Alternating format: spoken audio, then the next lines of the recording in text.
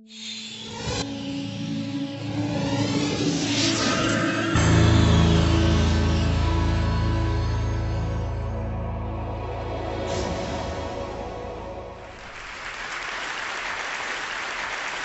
many of you are completely comfortable with calling yourselves a leader? See, I've asked that question all the way across the country, and everywhere I ask it, no matter where, there's always a huge portion of the audience that won't put up their hand.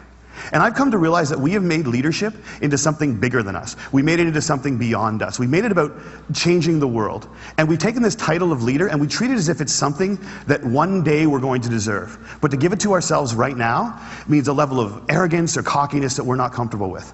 And I worry sometimes that we spend so much time celebrating amazing things that hardly anybody can do, that we've convinced ourselves that those are the only things we're celebrating. And we start to devalue the things that we can do every day. And we start to take moments where we truly are a leader, and we don't let ourselves take credit for it, and we don't let ourselves feel good about it. And I've been lucky enough over the last 10 years to work with some amazing people who have helped me redefine leadership in a way that I think has made me happier. And with my short time today, I just want to share with you the one story that is probably most responsible for that redefinition. I went to a school on a little school called Mount Allison University in Sackville, New Brunswick. And on my last day there, a girl came up to me and she said, "I remember the first time that I met you." And then she told me a story that happened 4 years earlier. She said, "On my day before I started university, I was in the hotel room with my mom and my dad, and I was so scared and so convinced that I couldn't do this, that I wasn't ready for university, that I just burst into tears. And my mom and my dad were amazing. They were like, 'Look, we know you're scared, but let's just go tomorrow. Let's go to the first day, and if at any point you feel as if you can't do this, that's fine. Just tell us, we will take you home. We love you no matter what.'"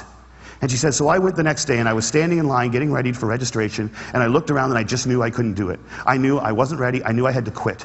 And she says, I made that decision, and as soon as I made it, there was this incredible feeling of peace that came over me. And I turned to my mom and my dad to tell them that we needed to go home, and just at that moment, you came out of the Student Union building wearing the stupidest hat I have ever seen in my life. It was awesome. And you had a big sign promoting Shinorama, which is Students Fighting Cystic Fibrosis, a charity I've worked with for years, and you had a bucket full of lollipops. And you were walking along and you were handing the lollipops out to people in line and talking about Shinorama. And all of a sudden, you got to me, and you just stopped, and you stared. It was creepy. This girl right here knows exactly what I'm talking about. And then you looked at the guy next to me, and you smiled, and you reached in your bucket, you pulled out a lollipop, and you held it out to him. And you said, you need to give a lollipop to the beautiful woman standing next to you. And she said, I have never seen anyone get more embarrassed faster in my life. He turned beet red, and he wouldn't even look at me. He just kind of held the lollipop out like this. And I felt so bad for this dude that I took the lollipop. And as soon as I did, you got this incredibly severe look on your face, and you looked at my mom and my dad, and you said, look at that. Look at that. First day away from home, and already she's taking candy from a stranger. And she said everybody lost it. 20 feet in every direction, everyone started to howl. And I know this is cheesy, and I don't know why I'm telling you this, but in that moment when everyone was laughing, I knew that I shouldn't quit. I knew that I was where I was supposed to be, and I knew that I was home. And I haven't spoken to you once in the 4 years since that day, but I heard that you were leaving. And I had to come up and tell you that you've been an incredibly important person in my life, and I'm going to miss you. Good luck. And she walks away, and I'm flattened. And she gets about 6 feet away, she turns around and smiles and goes, you should probably know this too. I'm still dating that guy 4 years later. A year and a half after I moved to Toronto, I got an invitation to their wedding. Here's the kicker, I don't remember that. I have no recollection of that moment, and I've searched my memory banks because that is funny, and I should remember doing it, and I don't remember it. And that was such an eye-opening, transformative moment for me to think that maybe the biggest impact I'd ever had on anyone's life, a moment that had a woman walk up to a stranger 4 years later and say, you've been an incredibly important person in my life, was a moment that I didn't even remember. How many of you guys have a lollipop moment, a moment where someone said something or did something that you feel fundamentally made your life better? All right. How many of you have told that person they did it? See, why not? We celebrate birthdays where all you have to do is not die for 365 days. And yet we let people who have made our lives better walk around without knowing it. And every single one of you has been the catalyst for a lollipop moment. You have made someone's life better by something that you said or that you did. And if you think you haven't, think about all the hands that didn't go back up when I asked that question. You're just one of the people who hasn't been told.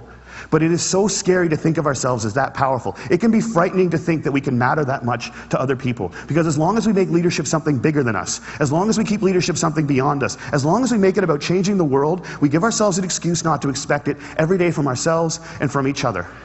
Marianne Williamson said, "Our greatest fear is not that we are inadequate. Our greatest fear is that we are powerful beyond measure. It is our light and not our darkness that frightens us."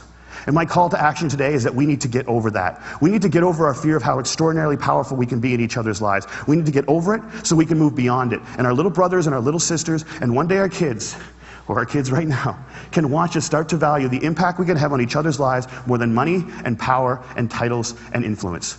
We need to redefine leadership as being about lollipop moments. How many of them we create, how many of them we acknowledge, how many of them we pay forward, and how many of them we say thank you for. Because we've made leadership about changing the world, and there is no world. There's only 6 billion understandings of it. And if you change one person's understanding of it, one person's understanding of what they're capable of, one person's understanding of how much people care about them, one person's understanding of how powerful an agent for change they can be in this world, you've changed the whole thing. And if we can understand leadership like that, I think if we can redefine leadership like that, I think we can change everything. And it's a simple idea, but I don't think it's a small one. And I want to thank you all so much for letting me share it with you today.